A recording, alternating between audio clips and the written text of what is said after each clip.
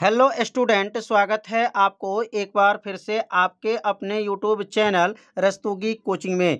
आज के इस वीडियो में क्लास 10 के विज्ञान पेपर हल के बारे में अध्ययन करेंगे। जो पेपर का कोड है 824 बीएन। तो 824 बीएन को जो है हल करके आज के इस वीडियो में बताया जाएगा। पिछले भाग के वीडियो में भौतिक विज्ञान के सभी प्रश्नों को हल करके वीडियो अपलोड कर दिया गया है। यदि भौतिक विज्ञान का जो है पेपर हल देखना चाहते हैं तो डिस्क्रिप्शन बॉक्स में जो है उसका लिंक दे दिया गया है, वहां से जाकर के उस भाग का वीडियो देख सकते हैं। इस भाग में रसायन विज्ञान का सभी प्रश्नों को हल करके बताया जाएगा। तो एक एक प्रश्न को जो है आप सभी विद्यार्थी अच्छे से समझिएगा। पहला क्वेश्चन आया था बोर्ड में, धामन सोडा का रासायनिक सूत्र है। इसमें 4 ऑप्शन दिया गया है। NaOH है, NaHCO3 है, Na2CO3 10H2O है। तो NaOH जो है ये कास्टिक सोडा का सूत्र है, ये धामन सोडा का सूत्र नहीं है, यह कास्टिक सोडा का सूत्र है।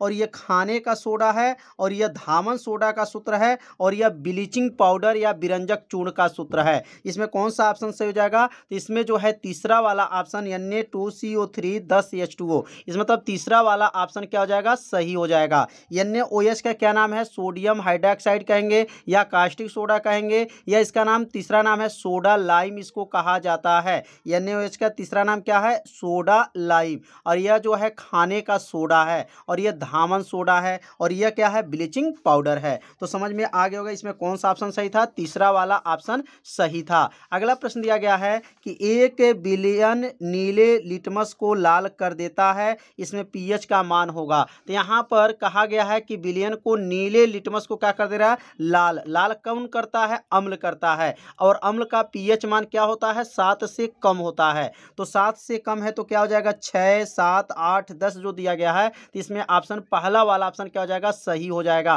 क्योंकि विलयन का pH मान कितना होता है? तो यहाँ अम्ली के लिए जो है pH का मान 7 से कम होता है, क्षारी के लिए 7 से अधिक होता है, और उदासीन के लिए pH का मान क्या होता है? 7 होता है। इसमें पहला वाला ऑप्शन क्या हो जाएगा? सही हो जाएगा। अगला प्रश्न दिया गया है, निम्न में से किस कार्बनिक यौगिक में कीटोनिक समूह उपस्थित है? कीटोनिक का मतलब होता है CO, इसके अंदर CO होना चाहिए। तो यहाँ पे देखेंगे CH3 COOH है, COOH है, इसमें CO नहीं है, COOH हो गया, एसिटिक अम्ल है। तो इसलिए इसमें जो है इस अम्ल होने की वजह से यह जो इसको नहीं माना जाएगा। यहाँ पे देखेंगे CH3CO, देखिए यहाँ पे CO, तो यहाँ CH3, तो इसका मतलब इसमें दूसरा वाला ऑप्शन क्या हो जाएगा? सही हो जाएगा। और यहाँ देखेंगे CH3COH, मतलब COH का मतलब यह एल्डिहाइड है, तो इसलिए कीटोनिक समूह नहीं है। इसमें कौन ऑप्शन सही हो जाएगा? दूसरा वाला ऑप्शन क्या हो जाएगा? इसमें सही हो जाएगा। समझ में आ गया? कीटोनिक का मतलब इसमें CO उपस्थित होना चाहिए। तो इसमें दूसरा वाला ऑप्शन में CO है। और यहाँ पे देखेंगे COOH है, इसमें क्या है? COH है, तो इसलिए हमारा दूसरा वाला ऑप्शन क्या हो जाएगा? सही हो जाएगा। तो उम्मीद करते हैं प्रश्न आप लोगों को अच्छे से समझ में आ रहा होगा। अगला प्रश्न है, उपचयन तथा अपचयन की व्याख्या 100 उदाहरण कीजिए। उपचयन अभिक्रिया तथा अपचयन अभिक्रिया क्या होते हैं, अब इनके बारे में भी समझ लेते हैं कि अपचयन और जो है अभिक्रिया क्या होता है। तो यहाँ पे 6 का क के लिए जो है यहाँ हेडिंग नोट कर लेंगे, उपचयन। उपचयन अभिक्रिया किसे कहते हैं? तो वे रासायनिक अभिक्रिया जिसमें ऑक्सीजन का क्या हो? संयोग होता है, उसे उपचयन अभिक्रिया कहते हैं। उपचयन का दूसरा नाम होता है ऑक्सीकरण अभिक्रिया। ऑक्सीकरण अभिक्रिया किसे कहते हैं? वे अभिक्रिया जिसमें ऑक्सीजन संयोग करता है, ऑक्सीकरण अभिक्रिया कहलाता है, और ऑक्सीकरण अभिक्रिया को ही उपचयन अभिक्रिया कहते हैं। तो परिभाषा बहुत आसान है, वे रासायनिक अभिक्रिया जिसमें ऑक्सीजन का क्या हो? संयोग होता है, उसे उपचयन अभिक्रिया कहते हैं। अब जैसे यस और O2 मिलेगा तो क्या बनेगा? सल्फर डाइऑक्साइड, मतलब यहाँ ऑक्सीजन का क्या हो गया है? तो ऑक्सीजन का यहाँ पर संयोग हो गया है। तो इसमें जो है रिएक्शन को आप लोग लिख लेंगे कि yes plus O2 arrow SO2, या C plus O2 arrow CO2 भी लिख सकते हैं। और अपचयन अभिक्रिया क्या होता है? वे रासायनिक अभिक्रिया जिसमें हाइड्रोजन का संयोग होता है, जिसमें हाइड्रोजन जुड़ता है वह अपचयन कहलाता है, जो ऑक्सीजन जुड़ता है वह ऑक्सीकरण कहलाता है। बहुत आसान परिभाषा है। यहाँ पे क्या देखेंगे, यहाँ जो है CuO प्लस H2, अब H2 इसके साथ जब क्रिया करेगा तो क्या बनेगा, CO प्लस H2O। यहाँ पर हाइड्रोजन का क्या हो गया है, हाइड्रोजन का संयोग हो गया है। तो यहाँ पर उपचयन और अपचयन अभिक्रिया किसे कहते हैं, समझ में आ गया होगा। अब अगला प्रश्न समझेंगे। अगला प्रश्न क्या यह हुआ था, प्लास्टर ऑफ पेरिस का सूत्र लिखिए, इससे जिप्सम कैसे प्राप्त करेंगे। तो प्लास्टर ऑफ पेरिस क्या है और इसे जिप्सम कैसे प्राप्त करेंगे। तो अब इसका उत्तर लिख लेंगे, प्लास्टर ऑफ पेरिस का सूत्र क्या होता है। तो प्लास्टर ऑफ पेरिस का सूत्र याद रखेंगे, CaSO4 का ट्वाइज H2O। क्या है, CaSO4 का ट्वाइज H2O है, या इसका दूसरा सूत्र भी होता है CaSO4 हाफ H2O। तो प्लास्टर ऑफ पेरिस का जो है दो सूत्र है, दोनों सूत्र में से कोई एक सूत्र जो है आपको लिखना है। तो प्लास्टर ऑफ पेरिस जो है सूत्र समझ में आ गया होगा। अब प्लास्टर ऑफ पेरिस की सहायता से जिप्सम कैसे प्राप्त करेंगे, तो लिखेंगे यहाँ पर, प्लास्टर ऑफ पेरिस को जल के साथ क्रिया कराने पर जिप्सम बनता है। जिप्सम मतलब सीमेंट। सीमेंट कैसे बनता है, जब प्लास्टर ऑफ पेरिस को जल के साथ क्रिया करेंगे तो क्या बनेगा, जिप्सम बनता है। CaSO4 का ट्वाइज H2O है प्लस 3H2O है, और जब इसके साथ जो मिला करके गर्म करते हैं तो यह बनता है जिप्सम। जिप्सम का सूत्र क्या होता है, CaSO4 इंटू 2H2O। ये किनका सूत्र है, तो जिप्सम का सूत्र है। तो समझ में आ गया होगा। अब अगला प्रश्न क्या आया हुआ था, आवर्त सारणी के आवर्त तथा वर्ग में परमाणु के आकार में क्रमशः क्या परिवर्तन होता है। तो आवर्त सारणी में आवर्त तथा वर्ग में परमाणु के आकार में क्रमशः क्या परिवर्तन होता है। तो यहाँ पे उत्तर लिख लेंगे, आवर्त तथा वर्ग में परमाणु के आकार में परिवर्तन। आवर्त तथा वर्ग के परमाणु में आकार में कैसे परिवर्तन होता है, तो पहले आवर्त में बताएंगे, उसके बाद से किस में होगा, वर्ग में होगा। तो आवर्त में क्या लिखेंगे, आवर्त में बाएं से जब दाएं जाते हैं, आवर्त सारणी में जब आवर्त में बाएं से क्या करते हैं, दाएं जाने पर जैसे जैसे तत्वों का परमाणु क्रमांक बढ़ता है, परमाणु का आकार कम होती जाती हैं। मतलब परमाणु क्रमांक बढ़ने पर परमाणु का आकार क्या होता है, कम होता जाता है। मतलब इसमें बताना था कि परमाणु के आकार में क्या परिवर्तन होगा, तो परमाणु के आकार में क्या हो जाएगा, वह कम होता जाएगा। कब, जब परमाणु क्रमांक बढ़ेगा तो परमाणु जो है उसका आकार क्या होगा, कम होता जाता है। किसमें, आवर्त में। अब वर्ग में क्या लिखेंगे, वर्ग में ऊपर से नीचे जाने पर, याद रखेंगे, वर्ग में ऊपर से नीचे जाने पर जैसे जैसे तत्वों का परमाणु क्रमांक बढ़ता है, परमाणु त्रिज्या या परमाणु आकार भी क्या होता है, बढ़ती जाती है। परमाणु त्रिज्या का दूसरा नाम क्या है, परमाणु का आकार कहा जाता है। तो परमाणु क्रमांक बढ़ने पर परमाणु त्रिज्या क्या हो जाएगा, बढ़ेगा। किसमें, वर्ग में। और आवर्त में क्या था, परमाणु आकार क्या होता था, कम होता जाता था। तो समझ में आ गया होगा। तो अब अगला प्रश्न 7 का क में दिया गया है, एसिटिक अम्ल तथा एसीटोन का IUPAC नाम लिखिए। अब एसिटिक अम्ल का और एसीटोन का IUPAC नाम क्या है, तो यहाँ लिख लेंगे, यहाँ पर एसिटिक अम्ल का IUPAC नाम होता है, कितना आसान है, एसिटिक अम्ल का IUPAC नाम क्या होता है, एथनोइक अम्ल होता है। क्या होता है, एथनोइक अम्ल होता है। और एसीटोन का IUPAC नाम क्या होता है, प्रोपेनोन होता है। बहुत आसान पेपर बनाया गया था। तो एसिटिक अम्ल का क्या कहेंगे, एथनोइक अम्ल, और एसीटोन का क्या होता है, प्रोपेनोन होता है। अगला प्रश्न दिया गया था, निम्नलिखित अभिक्रिया को संतुलन रासायनिक समीकरण लिखिए। अब यहाँ पर संतुलन रासायनिक समीकरण लिखना है। पहला क्या दिया गया था, calcium hydroxide plus carbon dioxide, इसको गर्म करेंगे तो कैल्शियम कार्बोनेट बनेगा प्लस क्या बनेगा, जल बनेगा। अब यह प्रश्न में दिया गया था। अब इसको संतुलित रासायनिक समीकरण लिखेंगे। तो कैल्शियम हाइड्रोक्साइड का सूत्र क्या होता है, तो कैल्शियम हाइड्रोक्साइड का सूत्र होता है CaOH का ट्वाइज होता है, प्लस कार्बन डाइऑक्साइड का क्या होता है, प्लस CO2 होता है। एरो गर्म करेंगे तो क्या बनेगा, कैल्शियम कार्बोनेट, तो CaCO3, ये किसका सूत्र है, कैल्शियम कार्बोनेट का है, प्लस जल मतलब H2O मतलब जल हो जाएगा। और यहाँ पे देखेंगे दोनों अभिक्रिया क्या है, संतुलित है। Ca यहाँ 1 है, Ca यहाँ 1 हो गया, हाइड्रोजन 2 है तो हाइड्रोजन 2 है, ऑक्सीजन यहाँ 4 है, 2 है, 2 मिलके 4 है तो 3, और 1 मिलके क्या है, 4 है। मतलब यह अभिक्रिया क्या है, संतुलित हैं। दूसरा इसमें प्रश्न दिया गया था कि जिंक प्लस सिल्वर नाइट्रेट को मिला करके जब गर्म करेंगे तो क्या बना था, जिंक नाइट्रेट प्लस सिल्वर बना था। अब जिंक का सूत्र क्या होता है, तो Zn होता है। सिल्वर नाइट्रेट का सूत्र क्या है, AgNO3 होता है। जिंक नाइट्रेट का क्या होता है, ZnO3 का ट्वाइज हो जाएगा प्लस 2Hg हो जाएगा। अब यहाँ Zn एगो है तो Zn यहाँ एक हो गया, Ag यहाँ 2 है तो यहाँ Ag भी 2 हो गया। N यहाँ कितना है, तो N के आगे 2 है तो N के नीचे देखिए 2 है। ऑक्सीजन के ना 2 3 6 है तो यहाँ 3 दूना 6 है। तो मतलब दोनों अभिक्रिया क्या हैं, संतुलित हैं। तो समझ में आ गया होगा 7 का क और 7 का ख। अब अगला प्रश्न समझेंगे 8। 8वां प्रश्न है, क्या होता है जब केवल रासायनिक समीकरण लिखना है। आपको केवल रासायनिक समीकरण लिख देना है। तो क्या दिखा है, पहला एथिल एल्कोहल सोडियम से अभिक्रिया करता है। एथिल एल्कोहल सोडियम से अभिक्रिया करता है तो क्या बनता है, इनके बारे में बताना है। दूसरा, एथिल एल्कोहल को NaOH के साथ गर्म करते हैं तो क्या बनता है। एसिटिक अम्ल सोडियम हाइड्रॉक्साइड के साथ अभिक्रिया करता है तो क्या बनता है। अब यहाँ पे एक एक का उत्तर जो है नोट कर लेंगे। पहला जो क्या था, एथिल एल्कोहल सोडियम से अभिक्रिया करता है तो क्या बनता है। तो यहाँ पे लिखेंगे जब एथिल एल्कोहल सोडियम के साथ अभिक्रिया करता है तो सोडियम एथॉक्साइड तथा हाइड्रोजन गैस बनता है। कितना आसान है, जब एथिल एल्कोहल किससे क्रिया करेगा, सोडियम से क्रिया करता है तो क्या बनता है, लिखेंगे यहाँ पर सोडियम एथॉक्साइड तथा हाइड्रोजन गैस बनता है। C2H5OH ये किसका सूत्र है, एथिल एल्कोहल का सूत्र है। और Na किसका है, यह सोडियम है। जब सोडियम के साथ क्रिया करेंगे तो C2H5Na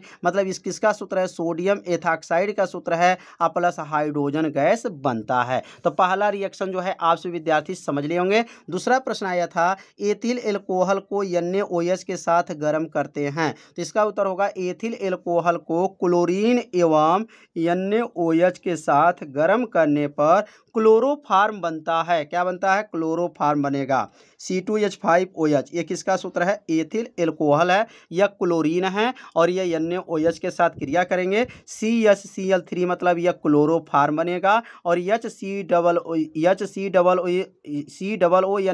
plus 5 NaCl plus 5 H2O इसके साथ 2-3 केमिकल और भी बनता है। तो इसमें मेन जो केमिकल बनेगा उसका नाम क्या है, क्लोरोफार्म बनता है। तो यहाँ दूसरा भी रिएक्शन जो है आप सभी विद्यार्थी समझ लिए होंगे। तीसरा क्या था, एसिटिक अम्ल सोडियम हाइड्रॉक्साइड के साथ अब क्रिया करता है तो लिखेंगे एसिटिक अम्ल सोडियम हाइड्रॉक्साइड के साथ क्रिया कराने पर सोडियम एसीटेट बनता है और इसके साथ क्या बनता है, जल बनता है। CH3COOH ये किसका सूत्र है, एसिटिक अम्ल है। और NaOH मतलब कास्टिक सोडा हो गया। क्रिया करेंगे तो CH3COOH मतलब सोडियम जो है एसीटेट इसको कहेंगे और इसका क्या नाम है, जल है। सोडियम एसीटेट तथा क्या बनता है, जल बनता है। तो समझ में आ रहा होगा रिएक्शन। अब अगला प्रश्न था, एथिल एल्कोहल को अम्लीय K2Cr2O7 के साथ गर्म करते हैं तो लिखेंगे यहाँ पर इसका उत्तर होगा अम्लीय K2Cr2O7 एक क्या है, ऑक्सीकारक पदार्थ है। एथिल एल्कोहल के ऑक्सीकारक के फलस्वरूप प्रथम पद में एसल्डिहाइड बनता है। पहले क्या बनता है, एसल्डिहाइड बनेगा और द्वितीय पद में क्या बनता है, एसिटिक अम्ल बनता है। यहाँ पे दो जो है केमिकल बनेगा। C2H5OH को गर्म करेंगे किसके उपस्थित में, तो यहाँ पोटेशियम क्रोमेट इसको कहा जाता है। K2Cr2O7 H2SO4 के जो है ऑक्सीकरण किया जाएगा तो यहाँ पर एसल्डिहाइड बना। क्या बना, एसल्डिहाइड बना। और यह एसल्डिहाइड को जब यहाँ पे गर्म किया गया, ऑक्सीकरण कराया गया तो एसिटिक अम्ल बना। मतलब द्वितीय पद में क्या बना, एसिटिक अम्ल बना और प्रथम पद में एसल्डिहाइड बना। तो उम्मीद करते हैं आप लोगों को यह समझ में आ रहा होगा। अब यहाँ पे लास्ट जो प्रश्न यहाँ आया हुआ था, एथिल एल्कोहल एसिटिक अम्ल के साथ अब क्रिया करता है तो एथिल एल्कोहल एसिटिक अम्ल के साथ अब क्रिया करता है तो क्या बनता है, तो लिखेंगे एथिल एल्कोहल एसिटिक अम्ल के साथ जब क्रिया करके एथिल एसीटेट तथा जल बनता है, इस अभिक्रिया को एस्टीकरण अभिक्रिया भी कहते हैं। कई बार में यह अलग से प्रश्न आता है, एस्टीरीकरण पर टिप्पणी दीजिए या एस्टीकरण अभिक्रिया क्या होता है। तो इसका उत्तर क्या होगा, जब एथिल एल्कोहल एसिटिक अम्ल के साथ जब क्रिया करता है तो एथिल एसीटेट बनता है और उसके साथ कौन बनता है, जल बनता जाता है और इस अवक्रिया को एस्टिरीकरण अवक्रिया कहते हैं। C2H5OH ये किनका सूत्र है? तो एथिल एल्कोहल है। CH3COOH ये किसका सूत्र है? एस्टिक अम्ल है। जब इसको गर्म करेंगे तो क्या बनेगा? एथिल एसीटेट बनेगा। इसका सूत्र क्या है? CH3COOC2H5 प्लस H2 ये किनका सूत्र है? तो यह जो है एथिल एसीटेट का सूत्र है और यह अभिक्रिया का क्या नाम होगा? तो एस्टिरीकरण अभिक्रिया कहा जाता है। तो समझ में आ गया होगा इसमें क्या होता है। जब इसमें टोटल 5 प्रश्न पूछे गए, पांचों प्रश्न को सरल भाषा में बताया गया। तो अगला प्रश्न दिया गया था, इसका अथवा दिया गया था। 7 का जो है अथवा क्या है? निम्नलिखित पर संक्षिप्त टिप्पणी लिखिए। साबुन की सफाई प्रक्रिया, संकलन अवक्रिया और संक्षारण, यहाँ 3 पर जो है टिप्पणी आपको संक्षिप्त में देना है। तो पहले जो है साबुन की जो है क्या बताना है? सफाई प्रक्रिया क्या है? तो साबुन की सफाई प्रक्रिया क्या होता है? तो याद रखेंगे मैल जो होते हैं वह तैली होते हैं। तैली मतलब तेल उसमें रहते हैं। मैल के अंदर क्या होता है? तेल का भी गुण उसके अंदर होता है, जिसकी वजह से मैल क्या होता है? चिपका होता है। तो मैल तैली होते हैं। जल विरागी सीरा तेल में घुल जाता है और जल रागी सीरा चारों तरफ पानी में क्या होता है? घिर जाता है, जिससे मिसेल की संरचना बनती है। मिसेल की संरचना कैसे बनता है? जल विरागी सीरा किसमें? तेल में घुल जाए और जल रागी सीरा चारों तरफ पानी में घिर जाता है, जिससे मिसेल की संरचना बन जाती है। साबुन का मिसेल मैल को पानी में घुलाने में क्या करता है? मदद करता है और कपड़े को क्या कर देता है? साफ हो जाता है। यही साबुन की क्या है? स्वच्छीकरण अभिक्रिया है। और मिसेल की संरचना कैसे बनता है? तो यहाँ पे जो बना है मिसेल की संरचना बना है। यहाँ पर क्या है? मिसेल की संरचना यन्ने और यन्ने, क्योंकि इस साबुन के अंदर जो है क्या रहता है? मिलाया जाता है सोडियम हाइड्रोक्साइड के अणु होते हैं, इसलिए क्या लिखेंगे यहाँ पर? यन्ने के ऊपर क्या प्लस है। यह जो अभिक्रिया बना है साबुन का स्वच्छीकरण अभिक्रिया माना जाता है। अगला क्या प्रश्न आया था? संकलन अभिक्रिया। अब संकलन अभिक्रिया क्या है? तो असंतृप्त हाइड्रोकार्बन निकिल उत्प्रेरक के उपस्थित में हाइड्रोजन से जुड़कर संतृप्त हाइड्रोकार्बन बनाते हैं। ध्यान दीजिएगा, असंतृप्त हाइड्रोकार्बन रहेगा और निकिल उत्प्रेरक का उपस्थित में जब हाइड्रोजन के साथ जब जुड़ता है तो असंतृप्त से किसमें बन जाता है? संतृप्त हाइड्रोकार्बन में बदल जाता है। इसे योगात्मक अभिक्रिया भी कहा जाता है। संकलन अभिक्रिया का दूसरा नाम क्या है? योगात्मक अभिक्रिया है। अब यहाँ पर एथिलीन हाइड्रोजन, एथिलीन किसमें आता है? असंतृप्त हाइड्रोकार्बन में आता है और हाइड्रोजन के साथ जब क्रिया करते हैं तो एथेन किसमें आता है? तो संतृप्त हाइड्रोकार्बन में आता है। असंतृप्त मतलब 2 बांड और 3 बांड होता है और संतृप्त में क्या होता है? केवल एकल बांड होता है। यहाँ देखिए डबल बांड लगा है तो यह क्या है? असंतृप्त हाइड्रोकार्बन है। और यहाँ देखिए सिंगल बांड लगा है तो यह क्या है? संतृप्त हाइड्रोकार्बन है। तो क्या कहेंगे? जब एथिलीन हाइड्रोजन के साथ क्रिया करता है तो क्या बनता है? एथेन बनता है। किसके उपस्थित में? निकिल के उपस्थित में। तो समझ में आ गया होगा, संकलन अभिक्रिया का मतलब होता है कि असंतृप्त हाइड्रोकार्बन संतृप्त हाइड्रोकार्बन में बदलेगा, लेकिन किनके उपस्थित में? तो निकिल उत्प्रेरण के उपस्थित में। और इस अभिक्रिया का दूसरा नाम क्या होता है? संकलन अभिक्रिया कहा जाता है। और इस जो है इस पेपर में सबसे लास्ट प्रश्न आया था संक्षारण। संक्षारण का अर्थ होता है जंग लगना। जैसे लोहे के ऊपर जंग लग जाता है तो जंग लगने को ही विज्ञान में क्या कहते हैं? संक्षारण कहते हैं। अब संक्षारण क्या होता है? वायु अथवा रासायनिक पदार्थों द्वारा, वायु मतलब हवा अथवा रासायनिक पदार्थों द्वारा धातुओं का धीरे धीरे क्षय होना क्या कहलाती हैं? संक्षारण कहलाती हैं। जिसे क्या कहता है विज्ञान में? उसको जंग लगना या उसको मूर्छा कहा जाता है। संक्षारण उसी को कहा जाता है। यह किसके उपस्थित में होता है? वायु और रासायनिक पदार्थों द्वारा धातु को धीरे धीरे क्षय होना क्या कहलाती हैं? संक्षारण कहलाती हैं। तो यहाँ पर टोटल जो है रसायन विज्ञान का यह लास्ट प्रश्न बोर्ड में पूछा गया और सभी प्रश्नों को बताया गया। अब यहाँ से जो है जीव विज्ञान का प्रश्न चालू होगा। तो जीव विज्ञान का जो है संपूर्ण प्रश्न को हल करके अगले भाग के वीडियो में बताया जाएगा। यदि आप सभी विद्यार्थी भौतिक विज्ञान का सभी प्रश्न नहीं देखे होंगे तो इसके डिस्क्रिप्शन बॉक्स में उसका लिंक दे दिया गया है, वहां से जाकर के भौतिक विज्ञान के सभी प्रश्नों को देख सकते हैं। तो अगले भाग में जीव विज्ञान का प्रश्नों को हल करके बताया जाएगा, एक एक प्रश्न को हल करके बताया जाएगा। तो आज का ये वीडियो आप सभी विद्यार्थियों को कैसा लगा, आप सभी विद्यार्थी जरूर कमेंट कीजिएगा, वीडियो को लाइक कर दीजिएगा और चैनल पे यदि आप पहली बार आए होंगे तो चैनल को सब्सक्राइब जरूर कर लीजिएगा। मिलते हैं अब अगले भाग में, तब तक के लिए सभी विद्यार्थियों को नमस्कार।